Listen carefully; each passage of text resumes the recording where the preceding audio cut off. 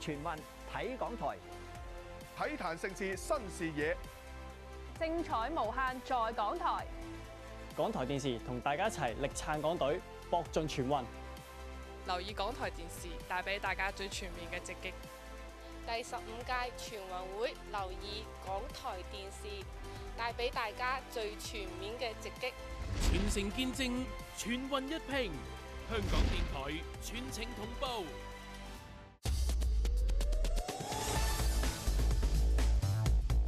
第15屆全國運動會11月9號至21號喺粵港澳3地舉行，而香港代表團嘅授旗禮亦都喺10月15號喺九龍公園體育館舉行啦。行政長官李家超連同一眾嘅嘉賓主持授旗儀式，象徵住香港正式踏上全運會征途嘅重要時刻。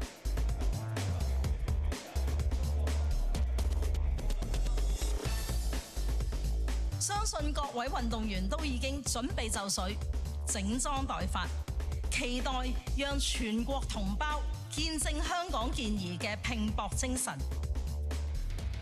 今屆港隊就派出歷嚟最大嘅代表團，大約有600名運動員、270名隨隊人員同埋醫護團隊，全力出戰28個競賽項目。好興奮！我完全係冇諗過今次個授旗儀式咧係咁大咁震撼嘅，所以我完全係覺得，咦係啦，好似嚟緊呢個大賽咁樣，又好似第二個大賽咁樣出發啦，準備。今屆全運香港將會舉辦8個競賽項目，準備喺香港維多利亞公園出戰沙灘排球項目嘅杜氏姊妹都已經準備就緒啦。喺啟德體育園嗰度練波嘅，咁其實嗰個環境我覺得係有少少同銅鑼灣嗰個地方好似，因為隔離都係有高樓大廈啦，而且都喺個市區入邊啦。其實大致上係兩個地方其實都差唔多咯。希望我哋可以將咁耐以嚟啦、集訓啦、比賽啦、經驗吸收到嘅訓練吸收到嘅嘢咧，希望可以喺香港主場呢一個地方度發揮得最好出嚟。香港電台將會全程同步國家盛事，全城見證全運一拼。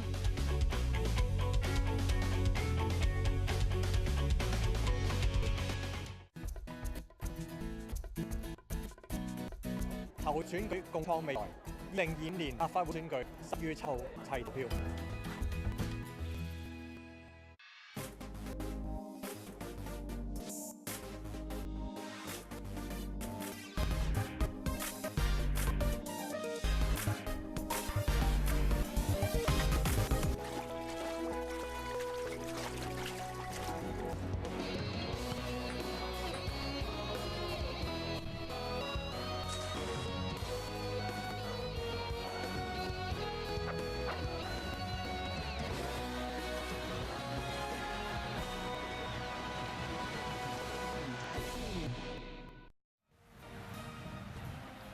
各位觀眾，歡迎收睇港台第36公共全運。今日係第15屆全國運動會開幕式嘅直播，有我兩位 Oscar 同埋謝建能咧為大家帶嚟節目嘅口述影像嘅。